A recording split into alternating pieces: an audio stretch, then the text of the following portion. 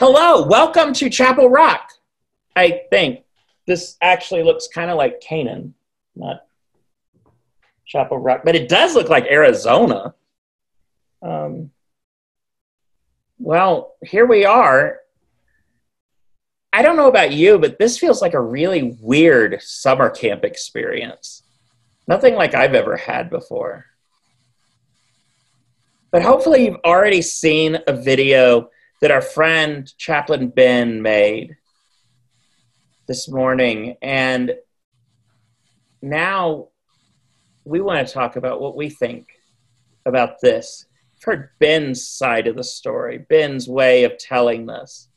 But now you'll hear from us. So all of us are young adults that find ourselves somehow related to NAU up in Flagstaff. And so I'm Brad. I am the chaplain up at NAU, which is a fancy word to mean that they pay me to do something. And then we also have other friends here too. So I invite Karina to start us off with intros. I'm Karina. I am 22. I'm a junior at NAU. I'm from Tucson, Arizona. And my favorite thing to do in the summer is to walk barefoot in the grass, which is difficult in Tucson, Arizona, but still enjoyable when you can find grass. I invite Cecily. Okay, so my name is Cecily. I am also 22, and I just graduated from NAU. So recently graduated. I'm from Gilbert, Arizona, which is way over there on the southeast edge of Phoenix, if you're from that area. And my favorite thing to do in summer is to either hike to like a waterfall or a creek, or put on water shoes and walk through those things.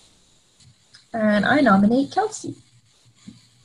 Hello, I'm Kelsey. I graduated from Northern Arizona University in 2017, and I'm 24 years old. And my favorite summer activity is to sit in my hammock in the shade and read a book. And I nominate Zach. Hi, I'm Zach. I'm 21. I'm from Las Vegas, Nevada.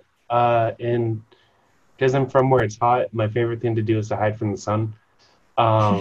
But when I was y'all's age, I was in Boy Scouts, summer camp, fishing, camping, all that jazz. Nominate Allie. Hi, my name is Allie. I am the program coordinator here with the chaplaincy at Northern Arizona. And I'm originally from Bemidji, Minnesota. And so in Bemidji, my favorite thing to do in the summer would definitely be to swim in lakes as much as possible. Here in Arizona, because there's a lot less lakes, I love to go hiking and have campfires and eat s'mores, as many s'mores as possible. So I don't know about y'all, but this when I watched Ben's video, I learned about this guy named Joseph.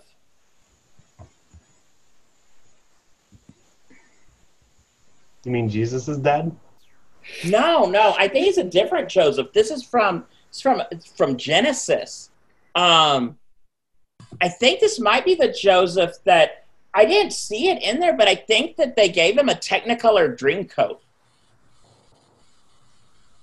Oh, I saw that in my kids' Bible. We used to have that picture in our Bible. It was fun. So what did y'all think about this story of this kid who got beat up and abused by his brothers? I think it's pretty hard to relate to a story where your siblings sold you into slavery.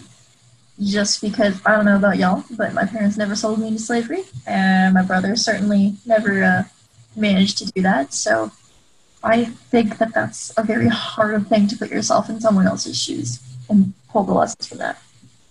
That's a pretty extreme sibling rivalry, if you ask me. Yeah, I know. I think that my worst rivalry was my feet were on his chair consistently. I think that was the big argument of 2012.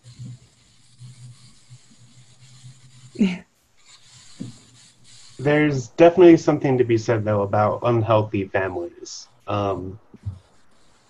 With some experience of my own of that stuff, it's well, certainly, obviously, I'm a free man. There's definitely unhealthy things that siblings can and have done to even people they're related to, people that, they really shouldn't be jealous of. I mean, on the surface level, he just got a coat, and all these terrible things happened to him. On another level, though, like, it is really easy to be jealous of another person, especially when they have something physically that you don't have or something you want. But I think it's easier to be jealous of someone's affection. So, like, I have a brother, and I was the oldest one, and I remember when my brother was born, I was jealous that he got all the attention because he was little and was a helpless infant and, needed that extra attention. I was an older child who could take care of myself. But I remember being jealous that, like, he got that attention that I wanted. I think it's really easy to covet someone's affections as well as physical belongings. Yeah. I think you can find that in friend groups too sometimes, where it starts off okay, and then someone kind of finds a way to not separate from the pack, but really kind of stand out, and people tend to like big personalities, and sometimes other people in the friend group can take that in a bad way, and it can become really toxic. I mean, but I was looking back in the Bible to try to find this story, and I don't know. I mean, Joseph also seemed to have two really weird dreams that he then, like, just told everyone about. I mean, he talks about how they're out in the field binding sheaves, which I don't know what a sheaf is, but I assume it has something to do with fields. And so they're binding them, and then all of his brother's sheaves gather around and bow down to his. And like, then he talks about how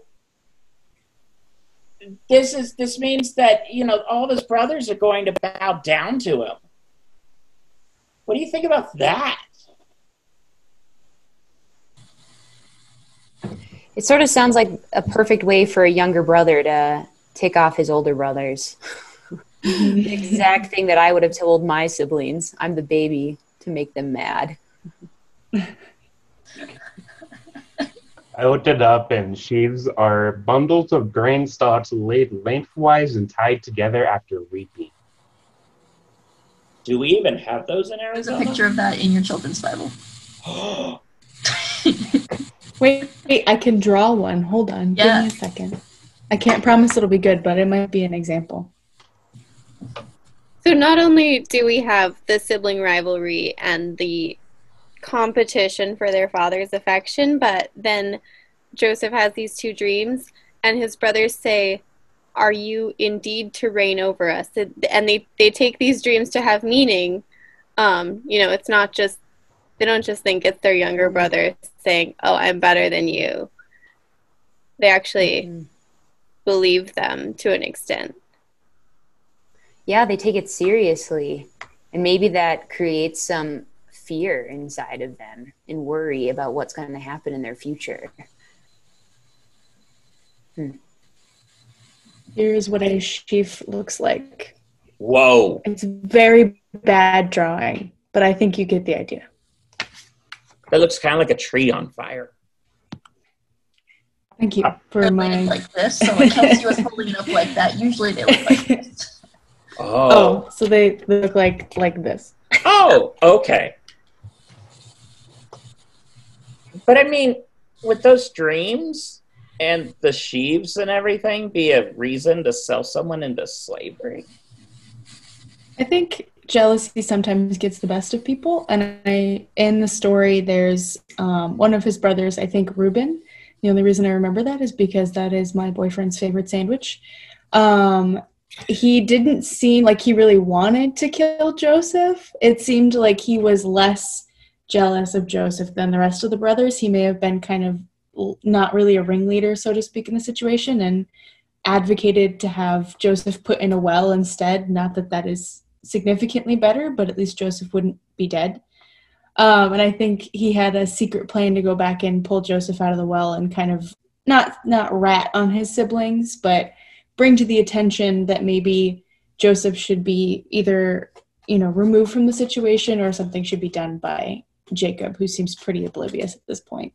But when you have more than 11 kids, it's kind of hard to be aware of what's going on all the time.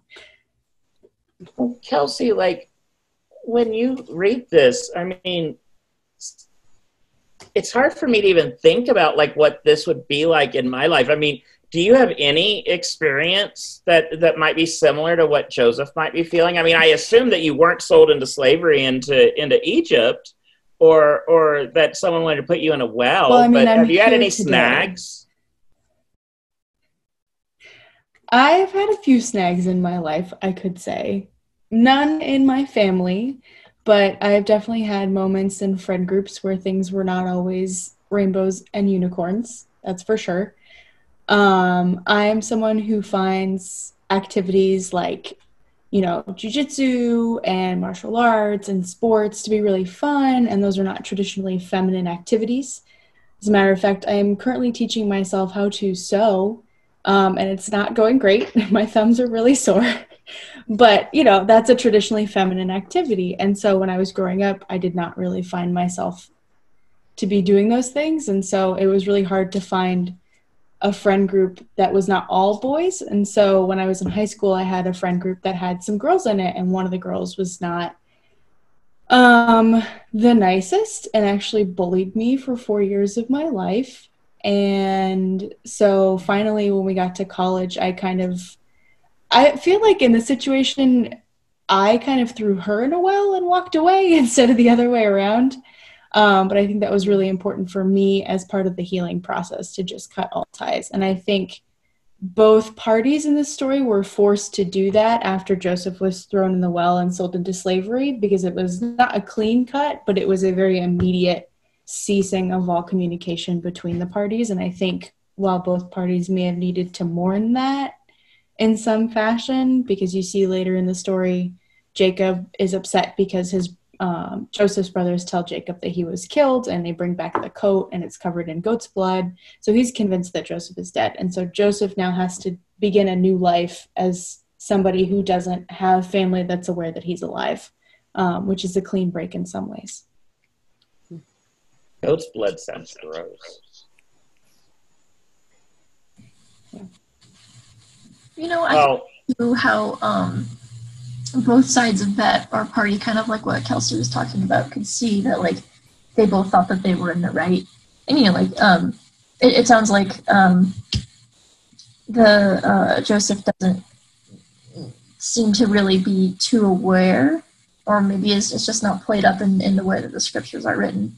But it does seem like if you were being bullied, I'm sure that you would want some kind of revenge on the people who were being mean to you, and then as the people who are being mean to him, they see it as a way of getting back at him for taking the things that they see as rightfully theirs. So I can see how both parties in that maybe wouldn't want anything to do with each other at the end of that, and it would look like separating would actually be a good thing.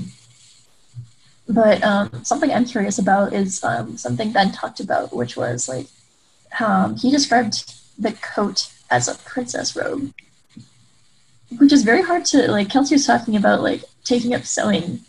I do like to sew, and I also went through a huge embroidery phase, and embroidery is ridiculously hard to do, and it takes a lot of time, and at the time this was written, it was very valuable.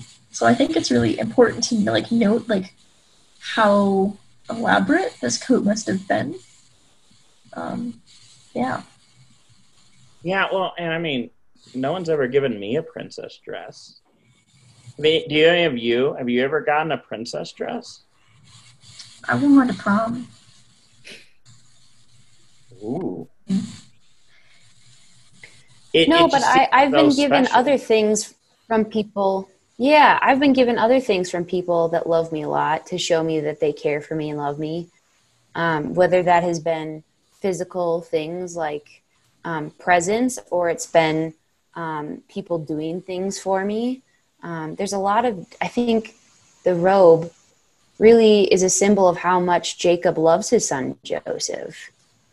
And we'll see that later in some more of Ben's conversations coming up, but talking about how powerful it is to have that love from our family, or love from people that care for us a lot.